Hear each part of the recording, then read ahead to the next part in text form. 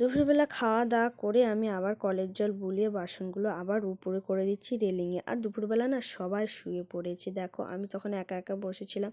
আর তখন আমি সেজো কাকিমাকে দেখেছিলাম পেঁপে বাটতে। চলো, কাকিমাকে আমি আগে থেকেই বলেছিলাম যে আমি একটা পেঁপে খাবো, আমাকে দেবে। ও আমার কাকিমা বলেছে তুমি যে কোনো একটা নিয়ে নাও। তো আমি যেহেতু একা খাবো আমি ছোটোটাই নিয়েছিলাম। এই দেখো আমি ভালো করে ধুয়ে এখন পেঁপে ছাড়াতে বসে পড়েছি। আর এগুলোকে ভালো করে দাগলে দাগলে ছাড়াচ্ছিলাম। আর পেঁপেটা একটু আধ পাকা টাইপের হয়ে গেছিলো, আমি খালি মুখে আর মানে খেয়েই নিচ্ছিলাম, আমি কাটতে কাটতে নিজেই খেয়ে নিচ্ছিলাম।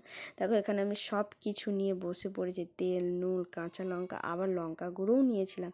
আর তেঁতুল তো অবশ্যই লাগবে, নাহলে হবেই না। এখন তো আমি ভালো করে এটা মাখিয়ে নিচ্ছি।